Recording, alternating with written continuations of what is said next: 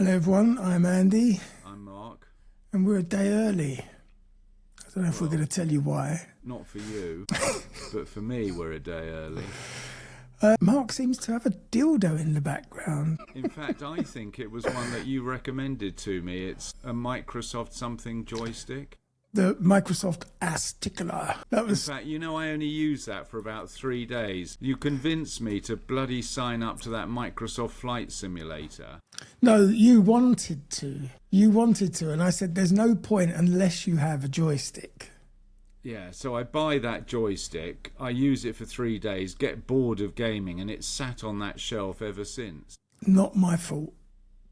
Clearly it's your fault. Seeing as you got me here 24 hours early, what are we going to do?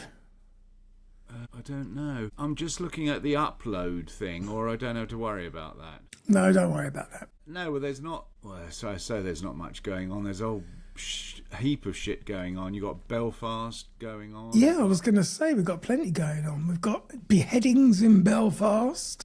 What? Thanks to our diversity. We've beheadings.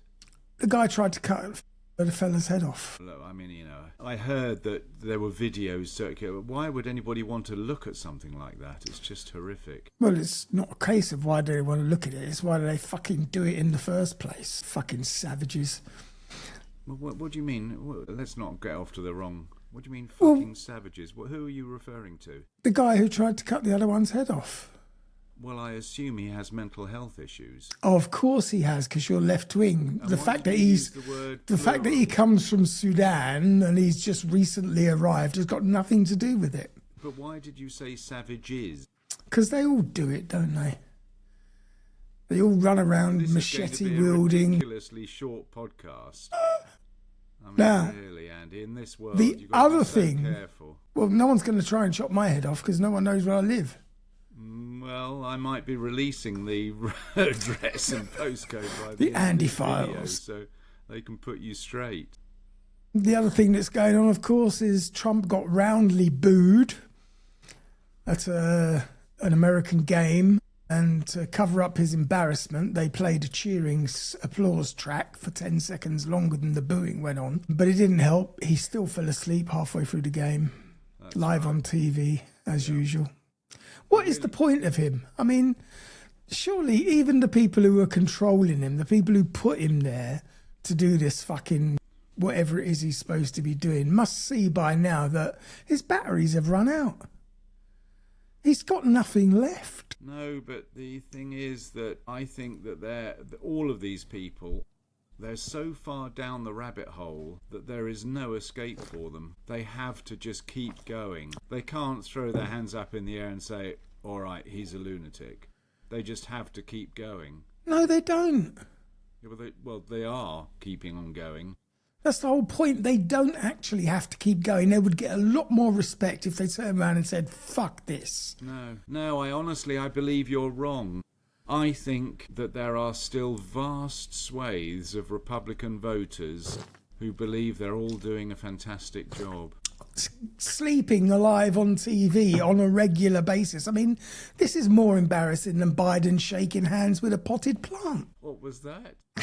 You remember, he shook hands with a euchre in fucking Ireland on stage or somewhere. Hi, nice to meet you. Fantastic job you're doing. The tactics they're employing, and, you know, in talking about insider trading and all of that, which has come up in the news recently. So now what I've read is that they are actually wanting to... Todd Blanche is wanting to prosecute Pelosi. And I'm not arguing that she doesn't need checking out, because she had the most successful...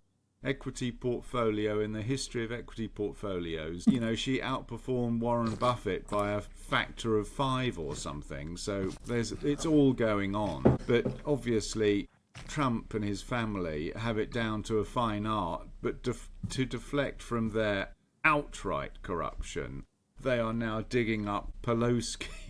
I think she's even retired, hasn't she? Is she still I don't know. in government? Anyway, so there's all that going on. One thing that struck me, the Iranians managed to down an Apache helicopter. Yes, with their sticks and stones. And that, of course, after Trump telling Netanyahu he was on his own, basically meant that Trump had to go back to bombing.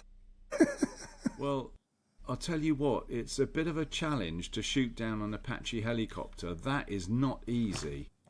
I mean, they are armoured up to the teeth. It has to be a pretty sophisticated weapon to down an Apache helicopter. Hopefully an American surface-to-air missile. Well, this is exactly what I was coming to. Either it was friendly fire that downed it, or it was potentially pilot error, but that is very unlikely in something like an Apache. But I mean, the Iranians have probably used an American hardware. Why, so you think they've stolen American No, hardware? they bought it legitimately. Do you think the Americans wouldn't sell to their enemies? Well, so the Iranian football team has arrived in the US, but the coaches and the management staff have been rejected from entry. Yeah, this is typical fucking Trumpism. He's stopping certain players from getting visas. This is not the way to host a world competition. In fact, it should be snatched away from them, even if it means cancelling the whole competition. This is gamesmanship now. He's trying to make everybody so fucking downcast and so dejected that his team will win the World Cup and he can claim it was all fair and square. Sweden have odds of 700. No, it's 101 to 1. Well, I mean, if you want to, Iran. What are the odds for Iran winning the World Cup? pretty fucking slim, I would imagine. Although, They even qualify. having said that, if it goes by how many people are betting on them, they're probably quite short odds because I reckon there's a lot of sympathy bets going on. Yes, you're right. Actually, that might be the case. Let's have a look, dear. Odds on Iran to win the World Cup. You really go the long way around. Why? You should just say Iran odds and it will come up. No. It will. Odds on Iran to win the World Cup. Here we go. Alexa, what are the odds on Iran winning the World Cup? Sorry, I don't have an answer for that. Alexa doesn't know. You see, Yahoo Sports is about to give me. For God's sake. Honestly, it can't be that hard. It is for me. No, it's just too boring. There's so many advertisements and shit. Here we go, finally. Advertisements, Croatia, Austria, Ivory Coast, Senegal. 500 to 1. I mean, put 50 crowns on it. Why not? Sweden 100 to 1.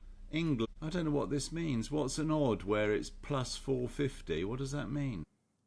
Over 450 to 1, I guess. No, it's not. No, because I've got England at 15 to 2. England are at 15 to 2. That's 7.5 to 1. Yeah. Germany are 14 to 1.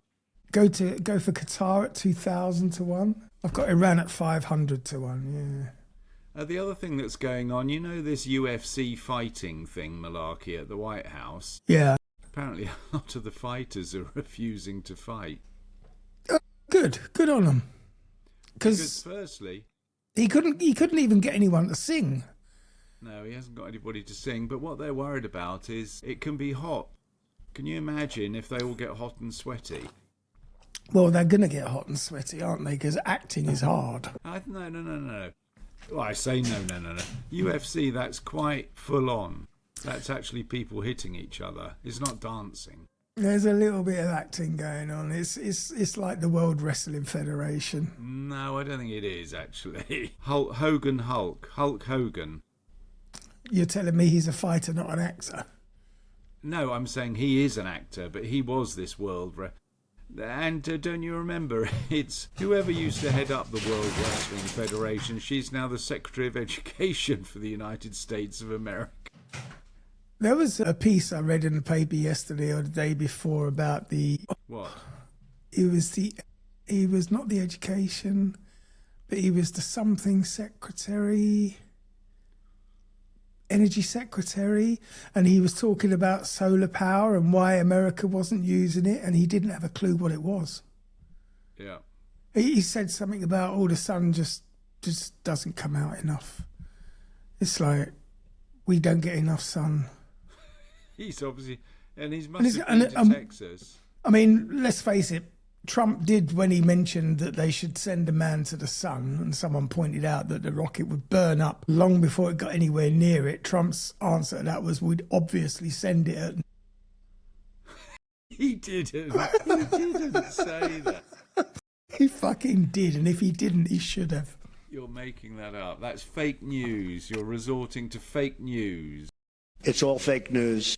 It's phony stuff. It didn't happen. It did happen. So yes, there is a lot going on. We got wars in Iran. Non-wars, or it's halted or whatever it is. We got World Cup going on. We got unrest in various places, parts of the world.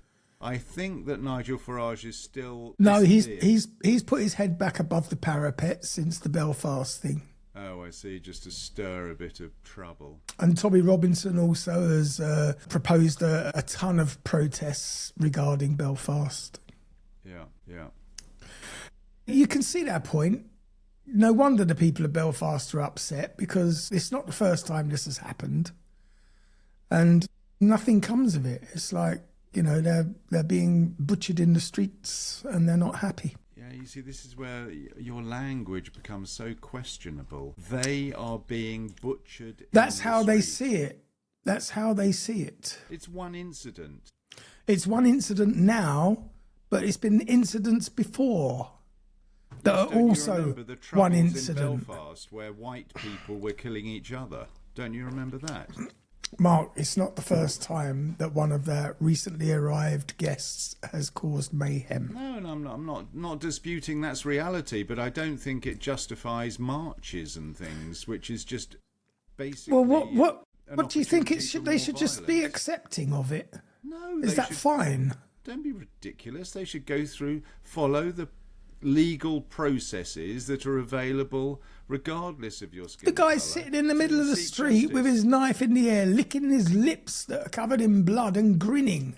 This is not someone that you say, right, chummy, you're under arrest. Well, what do you think? You should just shoot them Stone in the head? it to death. Yeah, you see, this is where you'll stone it to death. An eye for an eye comes into play here, you know.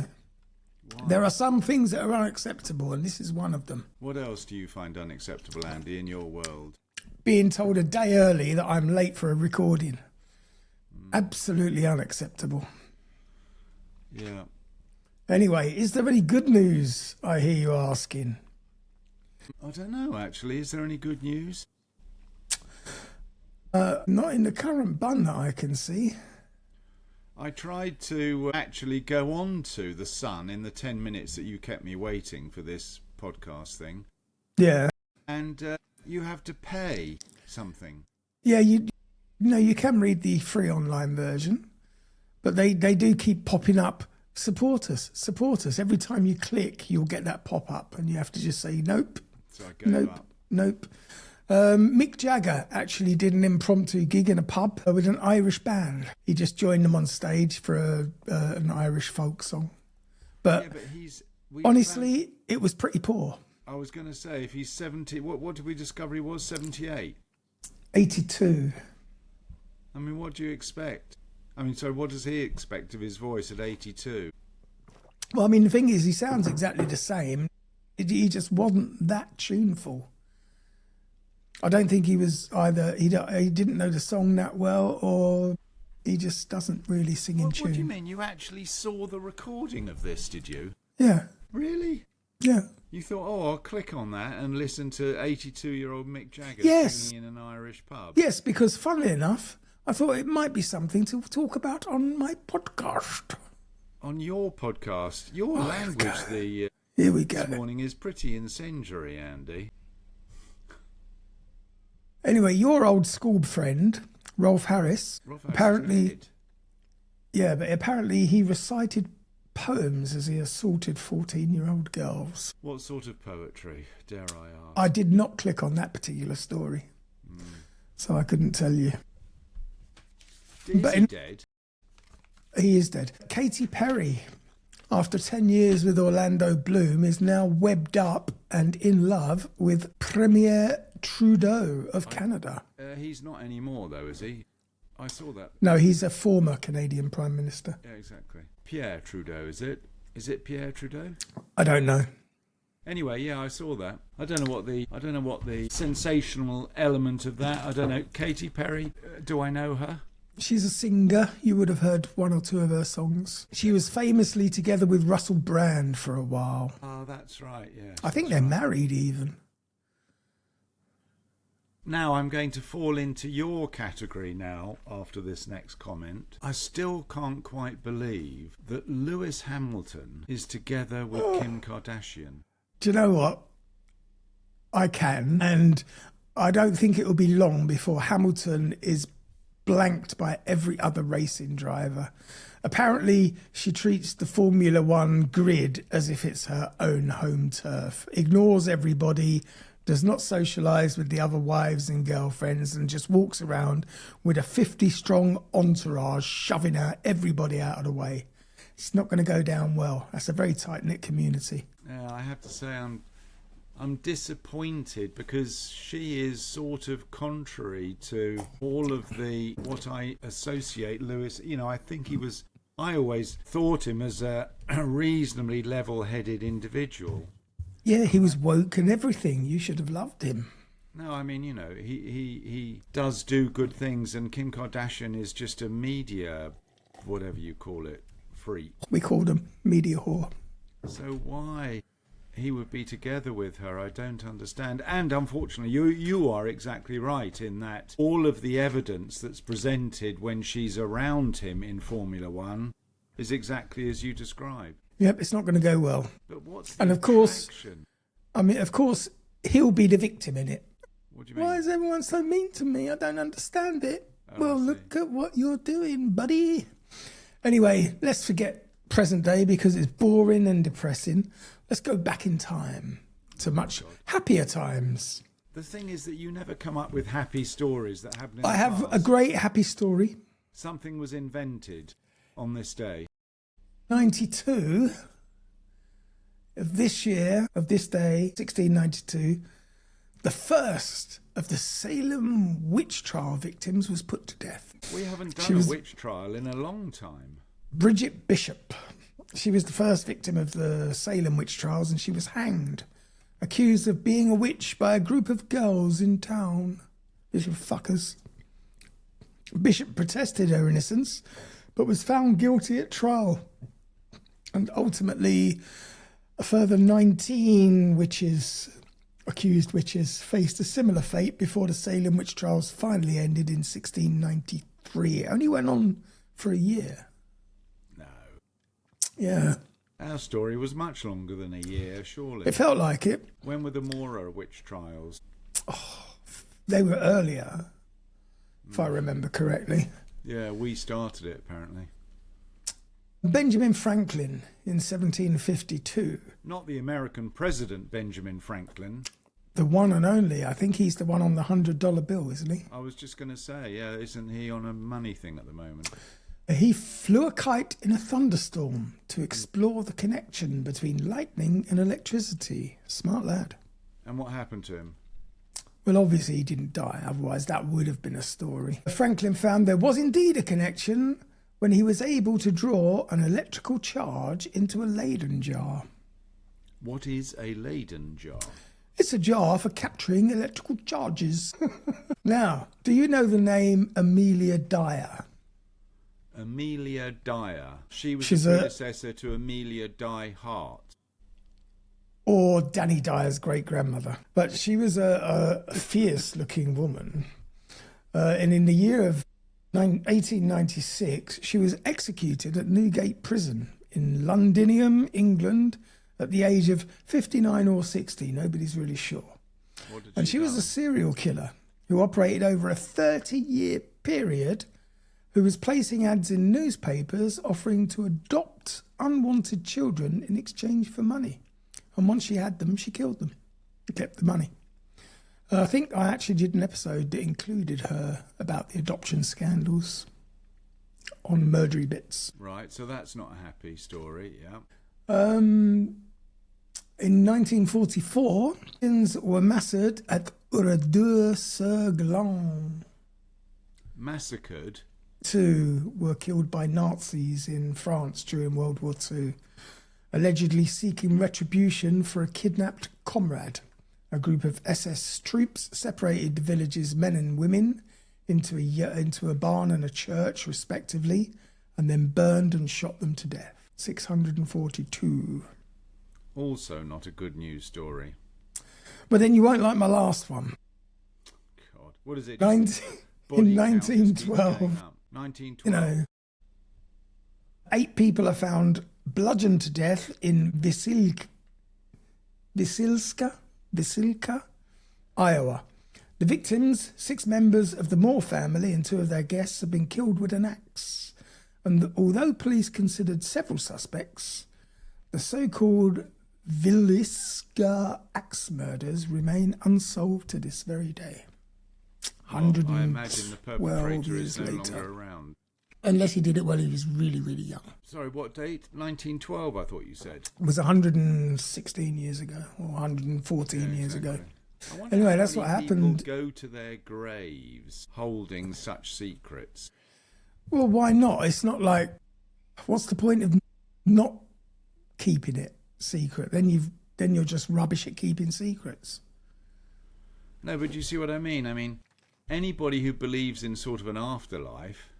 Well, clearly you don't if you're a serial killer, because you've already condemned yourself to hell. If you do believe, then you don't go serial killing. I suppose so. Well, maybe. No, not necessarily true. Unless, of course, God is on your side. Unless it's God telling you to do it.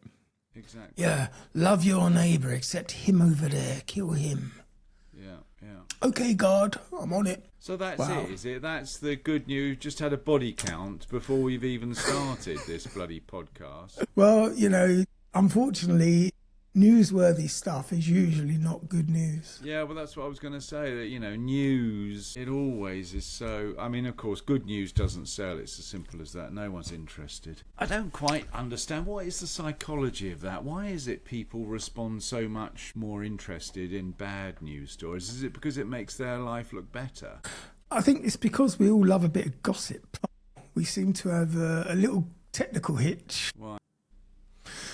My script has reset itself to the beginning. The beginning? Yeah, because this is part 2 of UFOs or UAPs. It's all the same to me. And what does that mean? We're going to have to listen to the whole thing again? No, it means that I have to find where we left off, and to be honest, that could be challenging. I don't think anybody would notice the number of times you repeat the same elements of a different story from a different source. I don't think Please. anybody's going to notice. We'd done the US Nimitz. We'd mentioned Nimitz. Yes, I know. And there were 3 stories that you had related, as I recall. We did Gimbal, Gimbal. Yeah, I remember Gimbal. Yep. and we did Fleur. Fleur. Remember that? Almost. Yeah, I don't know. And what about story Go was. Fast? Yeah, exactly. So we're back up to speed, are we? Nearly. Why do you think, I've asked it before, why would aliens pick the most stupid country in the world to appear in? Well, they appear all over the world. I think America just offers more opportunity for better publicity because... Do you reckon that, obviously, pilots in the RAF are sensible people, the Royal Air Force, do we get any stories from England? Yeah, I mean, RAF pilots also report any anomalies they see, but we don't make it public. It's not like we sensationalise it here. I mean, do you really believe, seriously, do you believe that we have alien spaceships visiting us? Let's get to the crux of the matter. I really hope so. Yeah, but that's different, isn't it? Is I it? get a red I mean, Ferrari. I want to believe it. I sort of have to believe it. Because you would. I mean, if you had the technology and you came across a bunch of primitives on another planet, you would have an interest. You'd be curious. You would watch, at least. And sometimes you'd be tempted to sort of get your magnifying glass out and see if they burn under the sun and shit. Yeah, but You the would. thing is that You would play with them. if you had the technology for...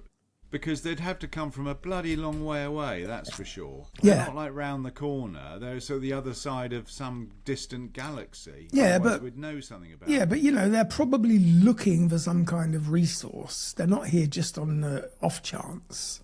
Why? Well, because they're short of whatever resource it is on their own planet. A bit like us, short of oil. You think we're going to the moon to find oil?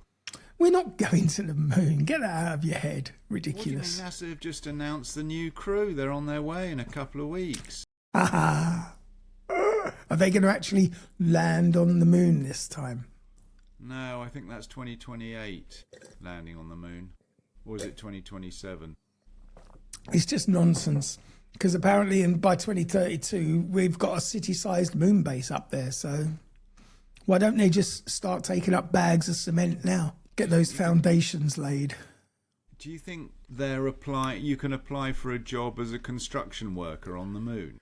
Do you think I would get into one of their fucking explosives and sit there waiting for them to put me on the 10 o'clock news? But you don't have to worry, Andy, because you're not going anywhere. You're going to a Hollywood movie studio. It'd be a perfect job for you. No, I would be the one that they blow up on the launch pad. For realism. He's nobody, man. Just fucking blow them up. Here, let me press it. But they're going to need carpenters and plumbers and things, aren't they? But I'm neither of those things. What are you? I'm almost retired. They wouldn't send me up anyway. I'm over 60, for God's sake. Only Trump is qualified to go into space, according to him. He'd be the best astronaut ever. In space. He wouldn't have to worry about his pooing himself because they wear nappies in space, don't they? He wears nappies here. That's what I mean. He wouldn't have to feel embarrassed. Anyway, we need to get a move on. So I'm going to start here and hope that we're sort of where we left off. I'll correct you. It was a week ago, so everyone's forgotten anyway. Investigators, I think we ended up saying, occupy a difficult middle ground between the skeptics and the believers. And their task isn't to prove or disprove alien visitation, it's to determine what happened. And sometimes the honest answer is that the available evidence remains insufficient. Well, what do you mean? That's not often, it's forever. They've never offered any real, tangible proof. That's not their job. I just told you. Saying. Yeah. But while the public debate focused on videos, something equally important was occurring behind the scenes. The Pentagon itself had begun taking the subject more seriously. So for many years, people assumed that official UFO investigations had ended with Project Blue Book. But this assumption turned out to be incomplete. We did do this bit, often referred to by its acronym RTIP, Program Attracted Immediate Attention. So people were wondering, why would the Pentagon devote resources to investigated unidentified aerial phenomenon? And officials emphasised that national security was the major role. Any unidentified object operating near military assets deserves attention. Whether the explanation involves foreign technology, surveillance systems, sensor anomalies, or something else, investigators needed answers. So from a defence perspective, uncertainty itself can be a concern. So the emergence of RTIP reignited public interest. The conversation expanded rapidly. Soon, additional investigative efforts became public, and government agencies reorganised responsibilities. New offices were emerging, reporting systems improved, and data collection increased. And gradually, a more structured approach to UAP investigations began taking shape. For decades, this topic often carried professional stigma, pilots worrying that unusual encounters might damage careers if they reported them, witnesses hesitating to come forward, and officials fearing ridicule. The new investigative framework sought to reduce these barriers. If personnel observed something unusual, they were encouraged to report it. Not because every report represented something extraordinary, but because unexplained observations might reveal important information. The object might be a drone, a surveillance platform, an atmospheric phenomenon, or even a sensor issue. Or something possibly not yet understood. But the key principle was simple. Collect the data first and draw conclusions after. And this approach would eventually lead to the creation of an office dedicated specifically to investigating UAPs, an organisation that would become central to the next phase of our story. For years... There's another phase to this story. We've only just started the episode, so strap in, get that dildo off your shelf, make yourself comfortable. For years, discussions about UFOs largely existed on the fringes of public discourse, and that changed almost overnight. News organisations around the world began covering the military videos. Television networks aired lengthy segments, and podcasts dedicated entire series to the topic. So hang on, where are we? When are we? What time? What year are we in? Well, I don't know, but recent. If podcasts are on board, it was within the last 20 years. Why would the government be interested in this shit? Seriously? Because national security. Why are they interested in people singing at Donald Trump at football matches? You know, the England fans have been warned that they will be removed from the stadiums. If what? If they sing insulting chants. Now, football fans don't know any non-insulting chants. So that will be an interesting... Do you think they've made some up specifically for Trump? I can promise you that some of the most ingenious insulting rhymes of all time are ready to be unleashed in America. Unfortunately, the name Trump doesn't rhyme with wanker, because that would be really good if they could get a good chant going. He's a wanker. And it does seem good like a bloody well should. He's a wanker. So anyway, former military personnel gave interviews, documentaries appeared, and public interest went up again. And the reason was not just the videos themselves. The footage was important, but what truly captured the attention was the combination of factors surrounding it: the military witnesses, the official confirmation, and the government investigations. Because all this led to congressional interest, and suddenly the subject seemed different, a bit more serious, a bit more credible perhaps. So the conversation shifted from whether unusual reports existed to what those reports actually represented. And polls suggested growing public curiosity. Were the objects advanced foreign technologies, secret American programs, unknown natural phenomena, something entirely unexpected? Of course, no consensus emerged, but one fact became increasingly difficult to ignore.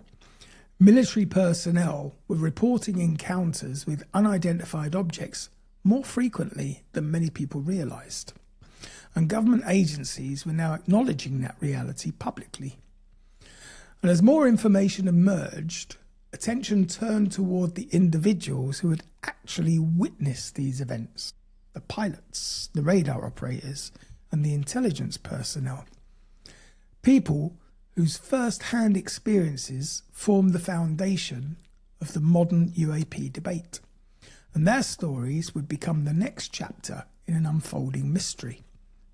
And some of those accounts would prove every bit as intriguing as the videos themselves.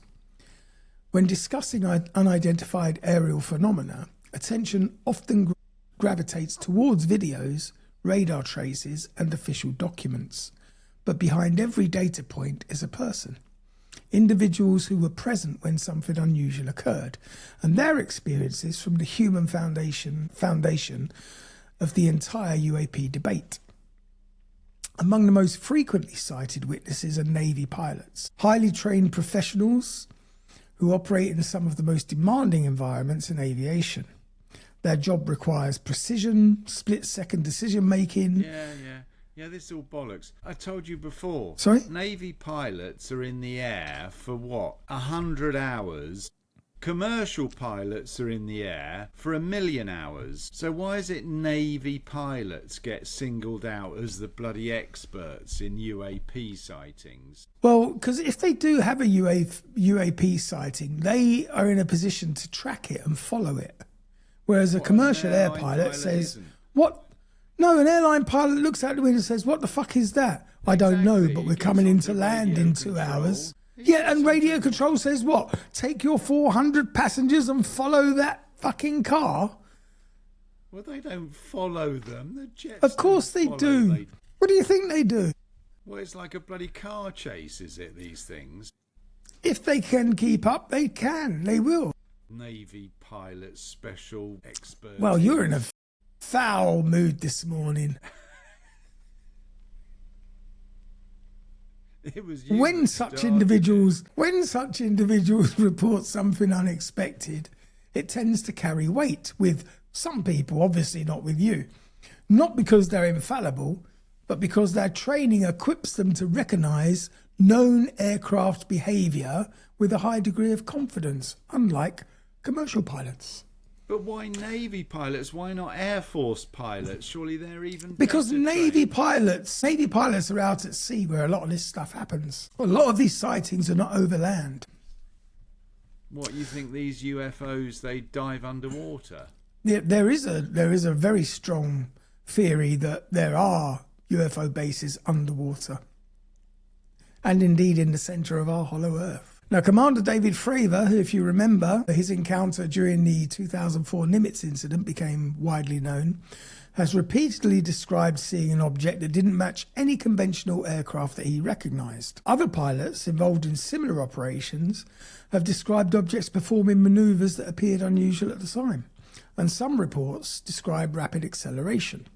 Others describe stationary hovering in strong winds, while some describe objects appearing suddenly on radar with no prior detection. But it's important to understand how these reports function in an investigative context. A witness statement, even from a highly trained observer, is not definitive proof of what occurred. Human perception, as we did discuss, is influenced by numerous factors: distance, lighting conditions, stress, expectations, instrument interpretation, and memory reconstruction.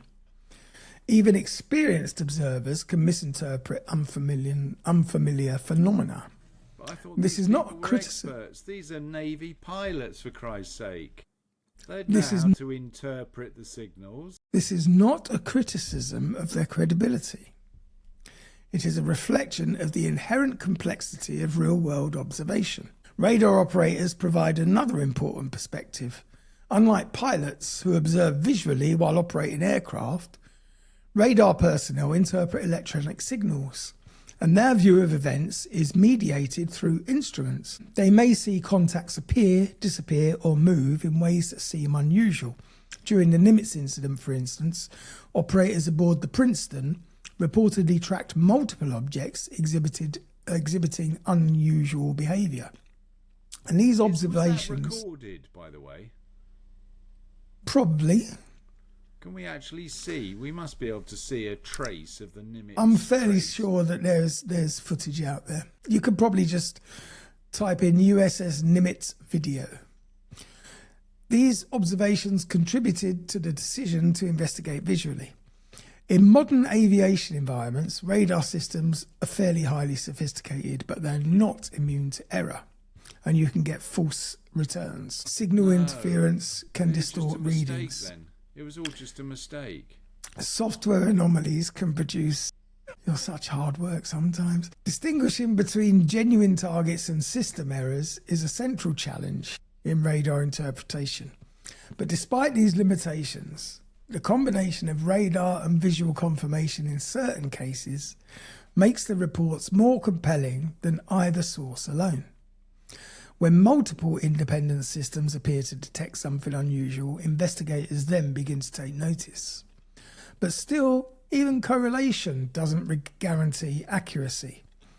Multiple systems can be affected by shared environmental conditions or correlated errors. And this is one of the central difficulties in UAP analysis. Separating the external phenomena from systemic artifacts requires extensive data, which is often unavailable. What are you? The language you're using is just... Who wrote this shit? Systemic artifacts. What the fuck is a systemic artifact? It's to do with the double overhead underhands of the Hokey Cokey 2000. You're just talking. It's just word salad. Well, I'm sorry if this is going... Shoom, shoom. Now, for decades after Project Blue Book ended, official government involvement in UFO investigations remained limited and largely fragmented. But that changed in the 21st century.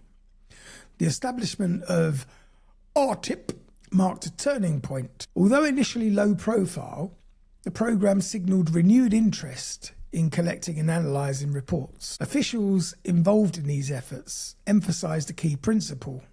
The goal was not to prove extraordinary claims, the goal was to identify potential threats. So from a national security standpoint, an unidentified object operating near military installations represents a potential concern regardless of its origin. They're not still being funded, are they? Yes, I would say so. What you mean with all the Doge cuts and all of these people being sacked left, right, and centre in the government? Yeah, but these people are still in a job. There's no money in it for Trump if he stops UFO investigations. This is a diversion from his Epstein, for fuck's sake. No, but well, you're right. Yeah, you're right. Of course, how silly of me. Following increased public awareness of RTIP, additional efforts were established to formalise reporting structures. Pilots were encouraged to document without fear of stigma, and standardised reporting systems were introduced. This led to the creation of dedicated offices tasked with analysing reports across military branches, and one such organisation is the All-Domain Anomaly Resolution Office. No. And its mandate includes collecting, investigating and attempting to resolve reports of UAPs across air, sea, space and other domains. Can we just skip forward? What's the conclusion? How many of these bloody reports give evidence that a UFO has visited England has visited Earth from another planet? We've done whole episodes on UFOs legitimately visiting Earth from other planets. No, but we're talking about this government-sponsored stuff now. We're not talking. Well, about hopefully, if you remember, the whole point of this episode was to lay some groundwork for the files that are being released currently by the Pentagon, Exactly. And hopefully, in that quagmire of nonsense, there will be a couple of diamonds. Yeah, but it's your job to sort it out. I don't want to wade through bloody oceans of nonsense for the 2 diamonds that you Yeah, described. for God's sake, you do enough. Well, Arrow represents a more systemic approach than earlier programs. Instead of isolated investigations, it focuses on centralised analysis and cross-referencing data from multiple sources. We've already covered this. No, this is the new Navy pilot. A small subset of these cases continue to resist explanation even after review, and officials have consistently stated that to date, no publicly confirmed evidence has been found that UAPs represent extraterrestrial technology. Finally. However, 49 minutes into part 2, and finally you reveal that it's all nonsense. However, they also acknowledge that not all cases can be fully explained. So there's a dual reality there. The absence of confirmed extraordinary evidence combined with persistence of unresolved cases sits at the very heart of what we're talking about. So as public interest in UAPs grew, so did attempts to explain them through conventional means. Many cases that initially appeared mysterious were later attributed to identifiable sources, as we know, like weather balloons, commercial aircraft, or military drones.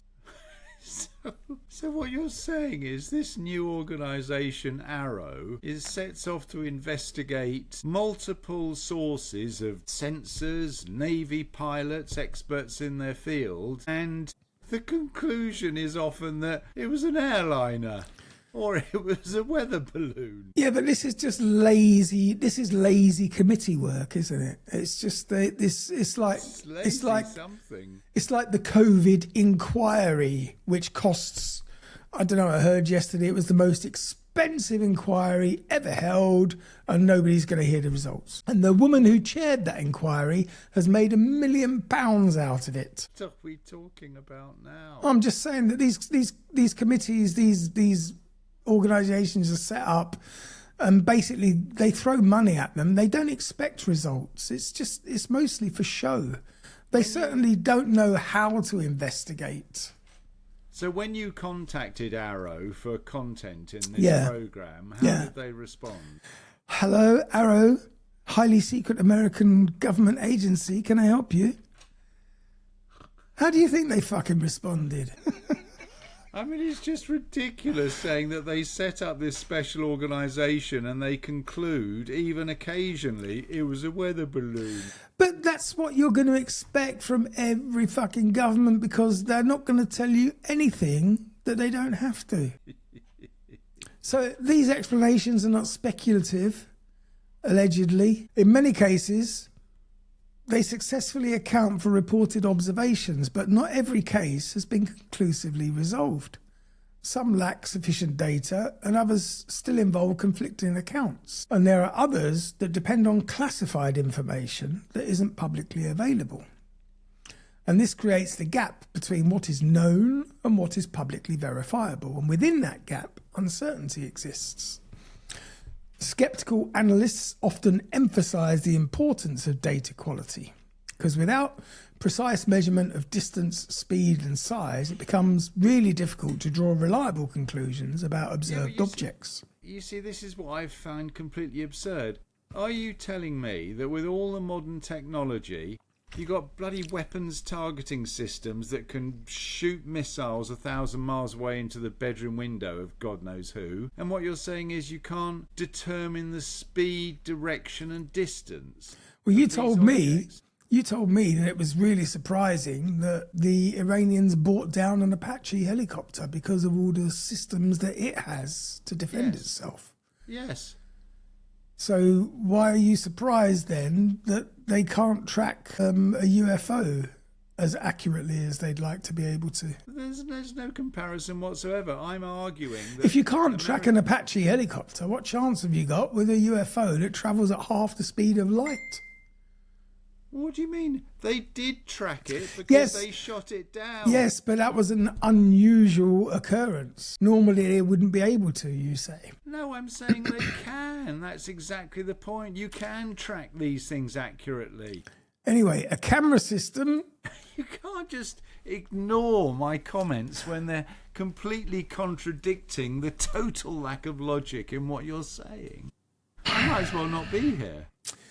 Well, the thing is, you're just arguing for the sake of arguing. No, I'm not. I'm trying to bring a bit of entertainment into this. It's not entertaining. It's annoying. Carry on, Andy. Now, military witnesses sometimes emphasise the operational context, and these aren't casual observations. They occur during training exercises or active missions, and they involve advanced detection equipment, the like of which you would like to know about. They are recorded by trained personnel operating under structured procedures, and the tension between these perspectives defines much of the modern debate. Despite extensive investigation, a small number of UAP reports remain officially unresolved, and these cases are often characterized by incomplete data or conflicting sensor information. They don't necessarily imply extraordinary conclusions, they just lack sufficient evidence for classification. Some involve radar contacts without any visual confirmation, and others involve visual sightings without any reliable sensor data. A few involve both, but with inconsistencies between systems. One of the key challenges in evaluating these cases is reconstructing the events after the fact. Modern military systems generate enormous volumes of data, but not all of it is retained indefinitely. Storage limitations exist, classification protocols and operational priorities can result in gaps. So when investigators attempt to analyse older incidents, information can be missing and it can hinder conclusions. And this is particularly important in cases where multiple interpretations remain plausible, because without the complete data, you can't achieve certainty. As a result, these cases remain open, not necessarily because they are aliens, but simply because they are incomplete. So after decades of investigation, thousands of reports, and multiple government programs, Arrow, RTIP, Ice Baby, one question continues to define the discussion. What the hell are UAP? And the honest answer is that there is no single explanation that fills all cases, because that's the whole point of being unidentified. They are clearly unidentified flying objects.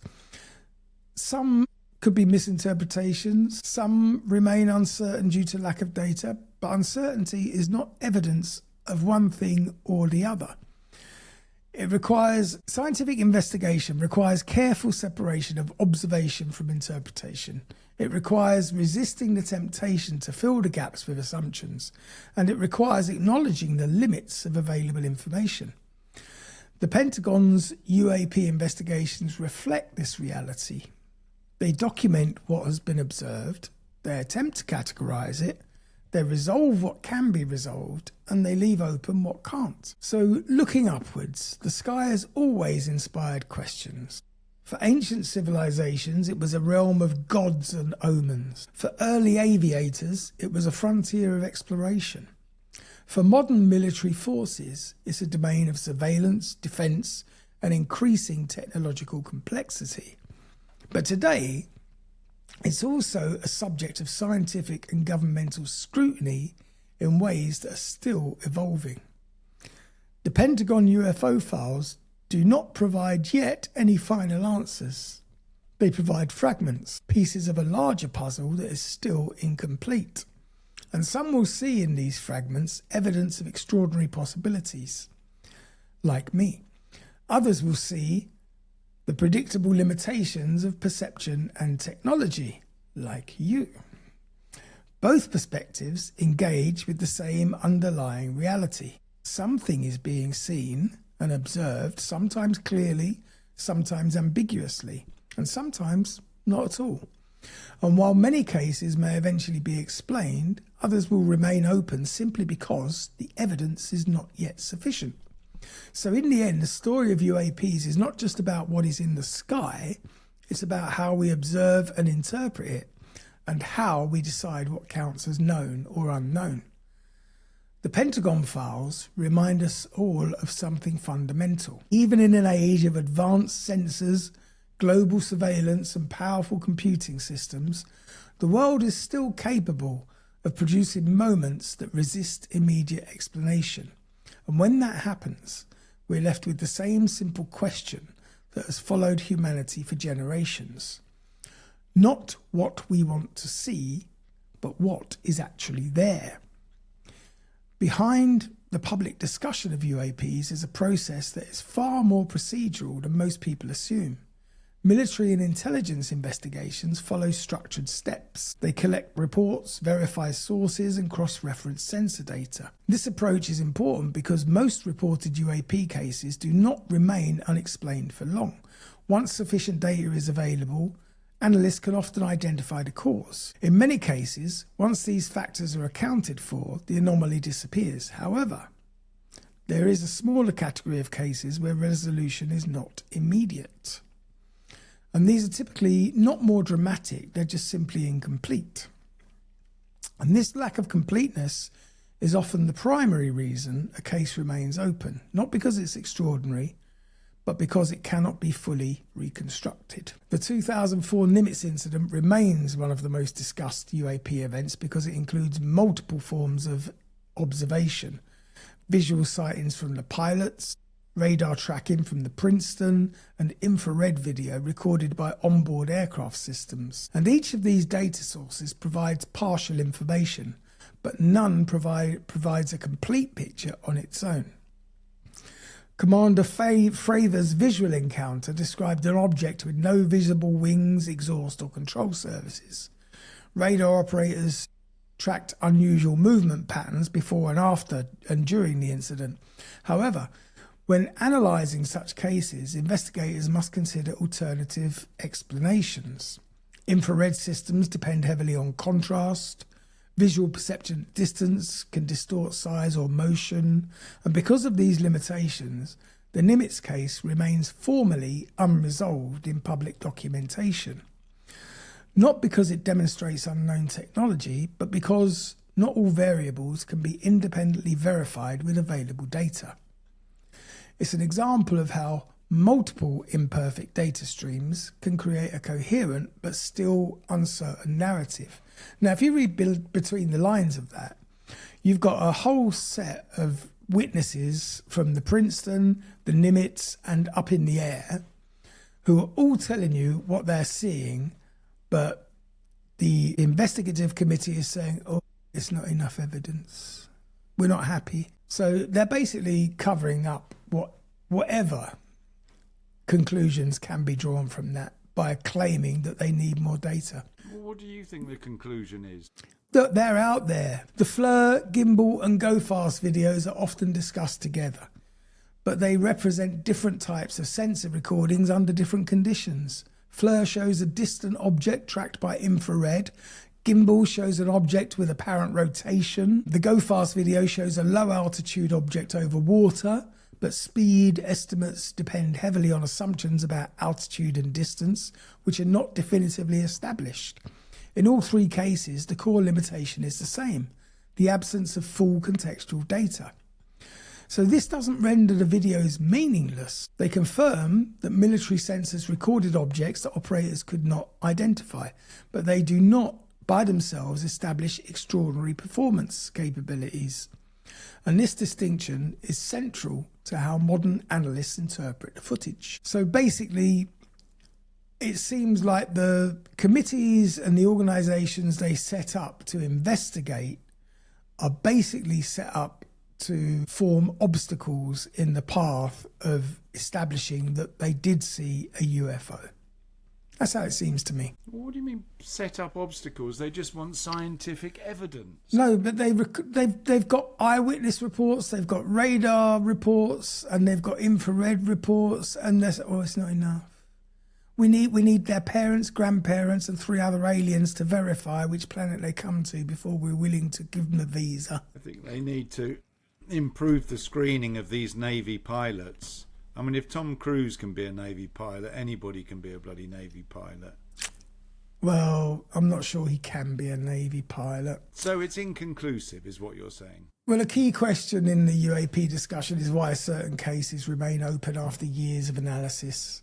And the answer is always methodological rather than mysterious. The common limiting factors include lack of raw sensor data, classified information not available, incomplete witness documentation, short duration of observed events, and conflicting sensor recordings. Modern military systems generate vast amounts of data, but not all of it is preserved indefinitely or made public. And additionally, classified restrictions can limit cross-agency analysis in public investigations. As a result, some incidents can't be fully reconstructed after the fact. So these gaps create the appearance of mystery, even if nothing unusual is present. So when all publicly available information is considered together, the current assessment from official sources is relatively consistent. Most UAP reports have conventional explanations, but a smaller subset remain unresolved. And no publicly verified evidence confirms extraterrestrial origin or non-human technology. At the same time, ongoing reporting mechanisms ensure that new cases continue to be collected and analysed. And this creates a dynamic situation rather than a closed file, because the data set is still growing and the analysis is still ongoing. So conclusions remain subject to revision as new information becomes available. So the study of UAP today is less about proving extraordinary claims and more about improving the data quality and analysis. We need better sensors, better reporting systems, and better cross-agency coordination. And these improvements aim to reduce ambiguity over time. And whether future investigators will resolve all current unknowns remains uncertain, but I'm pretty certain. But the direction of the official policy is clear. Treat the report seriously, investigate systematically, and stonewall like hell. What is this? What is the one that's current? Arrow, did you say? Yes. I wonder how many people work at Arrow. By this point in the record, the major publicly known cases have been examined repeatedly. Nimitz, FLIR, Gimbal, Go Fast. The broader collection of military UAP reports are now gathered under structured investigative programs. Taken individually, each case has its own limitations. Taken together, however, they form something harder to dismiss outright. Not proof, of any single explanation, but a persistent pattern of unresolved observations within structured military environments. And that's where the modern UAP discussion becomes complex, because patterns can be meaningful. The challenge is distinguishing between how data is collected, filtered, and interpreted. And that challenge remains unresolved. So what does the government actually say about this? Despite public speculation... That's what we've been talking about for the last 2 hours. No, you've been talking about what the government bodies are doing behind the scenes, but what does the government actually say? The government, what does Trump say? So despite public speculation, officials... Don't look at your watch. No, it's telling me time to stand, it tells me. Official statements from US defence and intelligence bodies have remained relatively consistent. UAPs are real in the sense they're reported. A smaller subset can't be resolved due to insufficient data, and crucially, there's no publicly verified evidence confirming any UAP represents extraterrestrials or extraterrestrial technology or non-human intelligence. So this position isn't speculative, it reflects the current state of available data. At the same time, officials emphasise that UAP reporting is a legitimate national security concern. So again, that's not saying very much at all. I think we've taken this as far as we can, because... I mean, the thing is... they're really not coming out with anything. Yeah, people have been collecting data, certainly post-Second World War. When was the first thing we were talking about? Just after the Second World War, wasn't it? Yeah, it was a couple of days. 70 years we've been collecting data. The sensing side of things has become ever more sophisticated, and we're still not able to conclude anything. Yes, but I don't believe that's because of a lack of evidence or a lack of data. I think the people responsible for collating that data are taking their conclusions to the White House, and the White House is saying, we will allow this or we will not allow that. But the thing is that why on earth do you think that President Obama would take the same position as President Trump on anything? I've told Surely you that over the last 70 years we would have found a president, if there was actually evidence, they'd say, oh, well, let the people know. That we are being drip-fed information about ETs over the years, even with Hollywood movies. Even Steven Spielberg himself has admitted that he believes that aliens walk among us, and we are drip-fed information through the media, with films, with the odd story, just to prepare us for the big reveal, because I think that is going to happen. Big reveal? What, the coming of Jesus back no, to Earth, you mean? The coming of ET. And guess what?